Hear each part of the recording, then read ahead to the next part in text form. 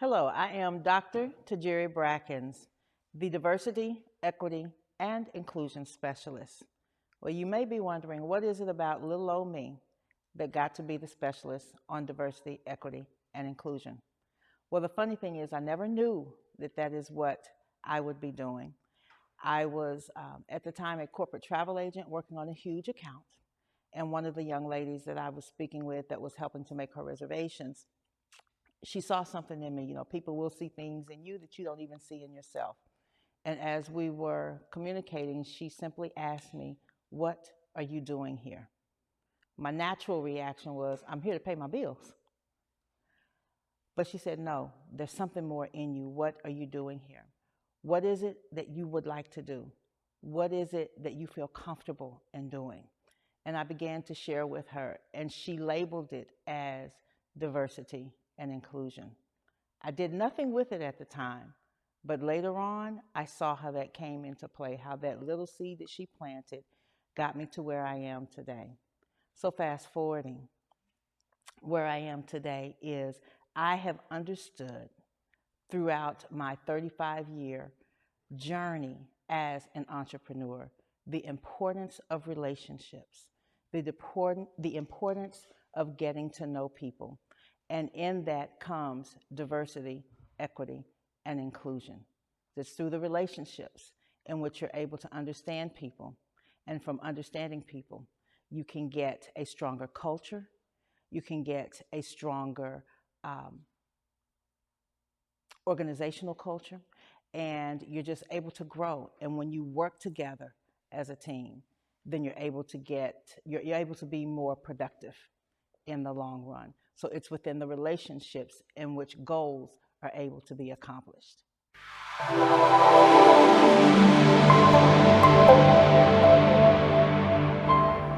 Challenges. Challenges will always come as you continue down this journey and this life thing. But as an entrepreneur, it seems like they come all of the time, from every direction, every time you blink, every time you breathe. I have been no exception to that. Along my journey as a contractor in an MLM, multi-level marketing company, and looking at that, I always see, and they show you the glamorous things.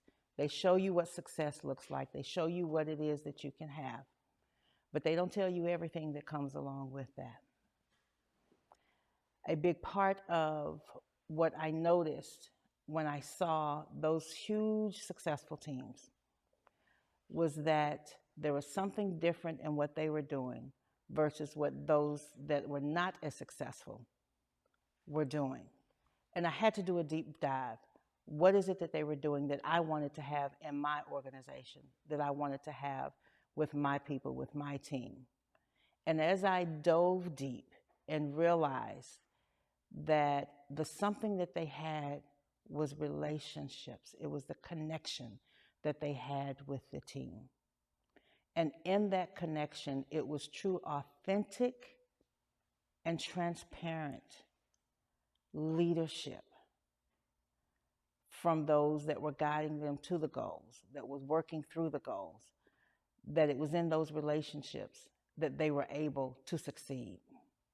You see, when you truly care about somebody and what it is that they have going on in their life, and they feel that there's a personal connection, then they are more willing to do for you, to do for the team, than if you just simply tell them and dictate to them what the goal is. So what exactly does that look like? For me, that looked like knowing things that are going on in your personal life, knowing the children that you have, knowing vacations that you may have. So as I believe it was Franklin D. Roosevelt that says, people don't care how much you know until they know how much you care. So if I take a vested interest in you, then if I ask you for a favor or ask you to be a part of this goal, then you are going to be more willing to do it because there is a connection between us. On the flip side, if there is no connection and I ask you to do something, you may do it because of your character, but you won't be as zealous to be able to participate in getting that goal accomplished. So it was that when I realized, or at that moment when I realized, take the time to invest in the people. And when you invest in the people, they will in turn invest in what it is that you have for your goal and the ultimate task that needs to be done. Invest in the people, and your return on investment is much greater than what you may possibly believe.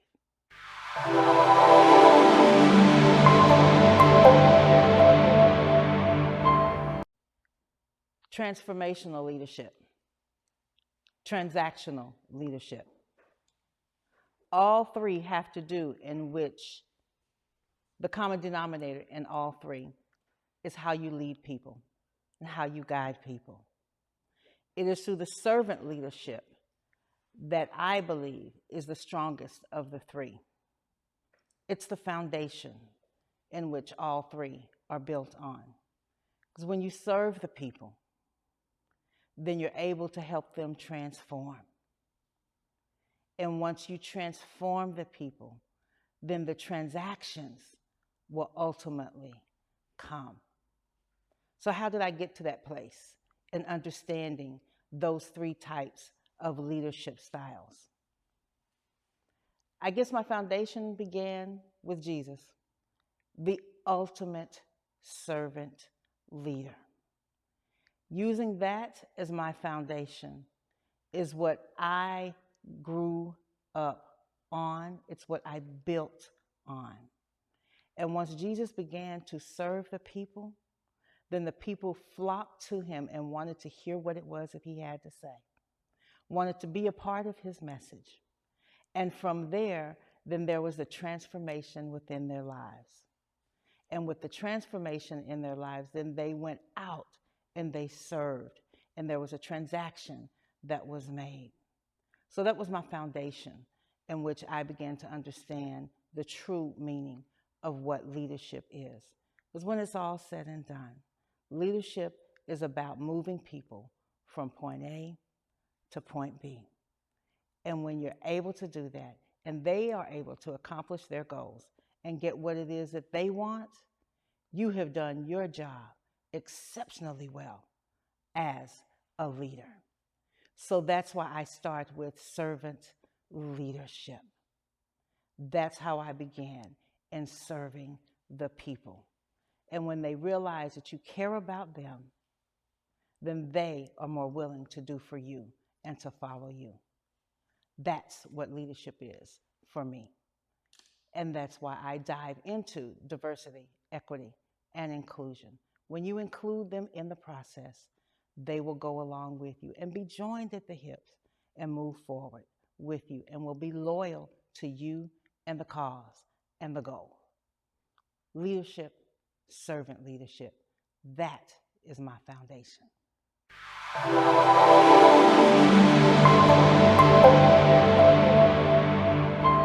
It's a great day. My name is Shay Brown. I just want to speak to you, the speaker, or maybe not even a speaker, right? Maybe you're not a speaker, but you have a message inside of you that you want to release, or maybe you have a story, right? A story of your life, a story in your career, or maybe as you're listening right now, you're an expert, right? You're an expert at teaching people how to do something. You're an expert at raising kids. And I want you to imagine for a moment that you had an opportunity to share your message or your story on a bigger stage. Now I'm going to talk about that in a moment and what that would mean for you if you could reach your target audience. If you're an entrepreneur, if that target audience got associated to the problem that you solve, or if you're a super entrepreneur with sales funnels out there, not only did they get associated to who you were, but they were able to join your list. Now for other folks, that won't make no sense at all. But for you, the entrepreneur, you know exactly what I'm talking about. I want to invite you over to something called the Comeback Champion Summit. And the whole purpose of the Comeback Champion Summit is really to do one thing, which is one word, and that is possibilities. That's right. When you get a chance to get on stage, you get a chance to do it virtually, and some of you maybe in person, and you get a chance to share your story. So something deep inside of you. I always say your message, because some of you have a message or your expertise. Then guess what happens? 3 things happen. Number 1, you get to make a difference. And isn't that why you are on this earth? I mean, I don't want to get emotional here, but you're really on this earth to make a difference for someone else. Something has happened to you so it can go through you to someone else. And being able to speak on a platform that provides an audience, it's like having a microphone that allows you to help more people faster. So that's number one. Number two, when you're on a platform, I'm going to invite you to the Comeback Champion Summit, you get a chance to have more meaning in the world, to have more impact, and to have more influence. And that's really who we're looking for. We're looking for folks out there who have an interest, want, or desire of serving others. So if that's you, I'm going to invite you to go over to www.comebackchampionsummit.com. Again, comebackchampionsummit.com. Click the button. It'll say apply to speak. Go through the process. And if it's a good fit, can't wait to share your story over at the Comeback Champion Summit or any one of our platforms that serves other folks. With that being said, my name, by the way, is Shay Brown, the Happy Entrepreneur. Make it a great day, everyone, and we'll make some good things happen. We connect again real soon. See you out.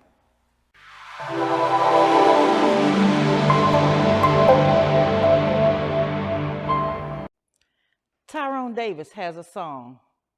It's called If I Could Turn Back the Hands of Time. That song resonates with me as I think about myself at the age of 21. What would I tell my 21-year-old self now with the experiences that I have now? 3 basic things. Be authentic, be unapologetic, and be transparent. That's what I would tell my 21-year-old self. Now, if you think back to being 21, if you were like me, I was just glad to be able to go buy a drink. Legally, I was able to do that. However, the naivety at the age of 21, I hadn't a clue as to what reality in this real world was about. If I could go back to 21, I would instill those 3 things. Be unapologetic, be transparent, and just simply be who you be. Be who you are. That is what I would tell my 21-year-old self, because it's in those lessons that the foundation, I'm strong on foundation. Strong on foundation. That's what other things are built upon. So it was there that in my later life of being unapologetic and knowing my boundaries and what I would and would not stand for, who I am, being true to thine own self, that is what I would tell my 21-year-old self. In my 21-year-old self, be who you be. Love who you are. And know that you are enough and that other people's opinions do not matter. Keep on the course. Keep going, believing in your goals, believing in your vision. Build the life and legacy that you want. Build the life and legacy that you want. Put in the work now so that when you get older, it doesn't seem like work, or you will already have what it is that you want. And you won't be starting from behind the 8 ball. You'll be in front of the 8 ball. So at 21, I wish I had those lessons that were poured into me, because it definitely would have made a difference in where I am and how I operate.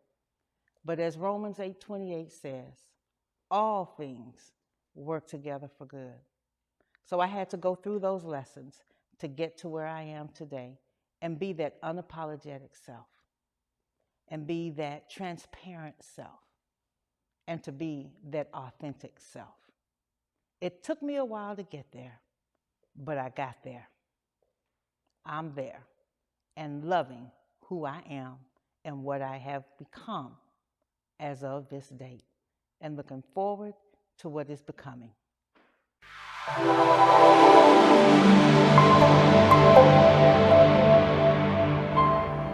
If I could look into a crystal ball and see exactly where it is that I will be and where heritage leadership and consulting would be, this is the way that I would design it. This is the legacy that I would have. Sharing through childhood stories how diversity, equity, and inclusion includes every aspect of our lives, every aspect from politics to religion to education to housing and baking and so many other areas, and how sexism, racism, ageism, classism all connect to diversity, equity, and inclusion. So my next is to be able to share that and use childhood stories, i.e. the Wiz, the Oz experience. Looking at how Dorothy, the leader, the organizer, the orchestrator, the visionary, has her team, the Tin Man, the Lion, the Scarecrow. They all have to work together, come together, use their different pedigrees, their different backgrounds to work together as a team, working with their strengths. And those places where some were strong, they were able to step in for the places where others were weak. Working together to get to the ultimate goal of seeing the Wiz so that they could get their individual things that they were missing to fill those individual voids. But in understanding, they had to work together. They had to understand what each person was about. So you see, it's within the Wiz and the Oz experience that I want to share that with corporations as a part of their onboarding for their new employees that they have coming on, as a part of their continuing education. Because I truly believe when you put things in their most simplest of forms, then people will then be able to understand them, retain them, and then execute them.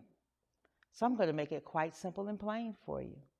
Let's ease on down the road and understand what there is in the Emerald City and what we can learn from the Oz experience and how that works into our lives, our personal lives and our professional lives, and how we can incorporate diversity, equity, and inclusion according to Dorothy and her friends.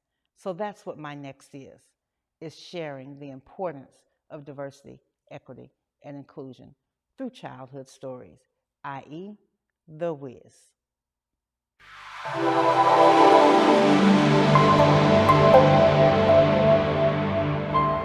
Purpose. What is purpose? Jeremiah 29:11. For I know the plans that I have for you. That speaks on purpose. What is my purpose for why I do what I do? Why I get up every day? Why I have this passion for diversity, equity, and inclusion? I'll just give you a simple example. A farmer may be able to do whatever it is that he knows how to farm. He can grow his greens, beans, potatoes. Oh, okay, we're not going to get into that Shirley season, but he may be able to grow all of that on his own. He can be independent. But no matter how independent he is, he still has to go to the market to get the seeds to be able to plant, to be able to grow his crop. So you see, we all need each other. There's no way that we can do anything all by ourselves. And the way that we're able to lean on each other is through understanding who each other is.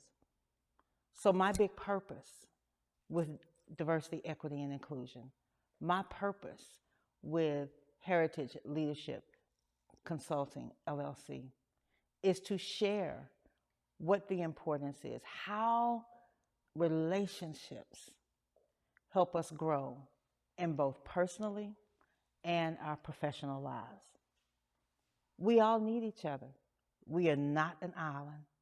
So I want to be able to give people the tools that they need to strengthen those relationships to understand personalities, to understand backgrounds, to understand different pedigrees, to understand why people do what they do.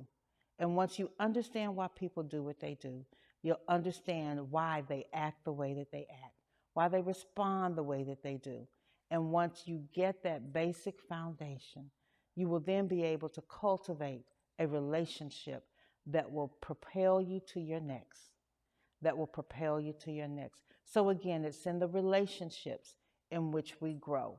It's in the relationships that we have productivity. It's in the relationships that we gain loyalty. So let me help you in building those relationships personally and professionally so that you can, dare I say, be as the Army uses its motto, be all that you can be. So let's grow those relationships so that we can have what we want in this life and the legacy that we want to leave.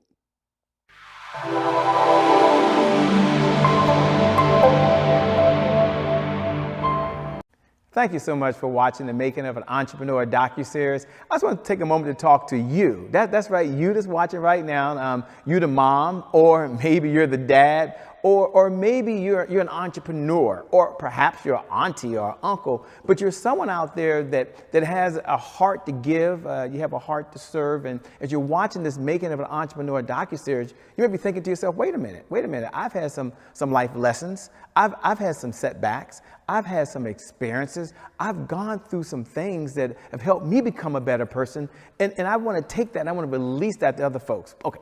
Maybe you're a speaker and you're already doing it. Maybe you've written books and you've already done that. Or maybe the story that's inside of you, the expertise that's inside of you, the message inside of you, this is the right platform for you to make a bigger difference and a bigger impact in the world. Now, this whole Making of an Entrepreneur DocuSeries, if you had to sum it up in just one word, and it's kind of hard to do that, but as I'm talking to you and you're listening right now, you might be saying, Shay, what's the one word? And the one word I would say is just legacy.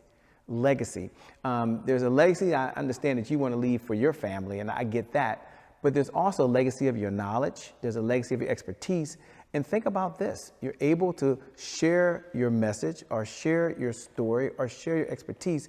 And long after you're gone, they still have a window into the soul of who you are and the impact that leaves behind. If that's you and you someone that's want to get the information, you're someone that's ready to do something bigger than just your business and bigger than just making more money, but you want to have more meaning in the world, do me a favor.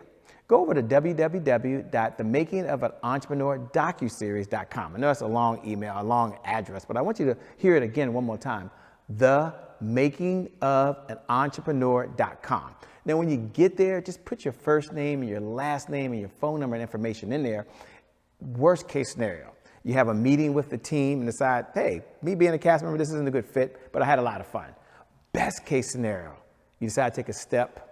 Folks understand your backstory, understand what you've been through, and the world is much better off while you're here. And when the day comes and you decide to transition and move on, it's still doing very, very well. So with that being said, I just want to pop in. Thanks a lot for watching the Making of an Entrepreneur series. My name is Shay Brown. I want to encourage you to continue to watch, and I'll see you at the next episode.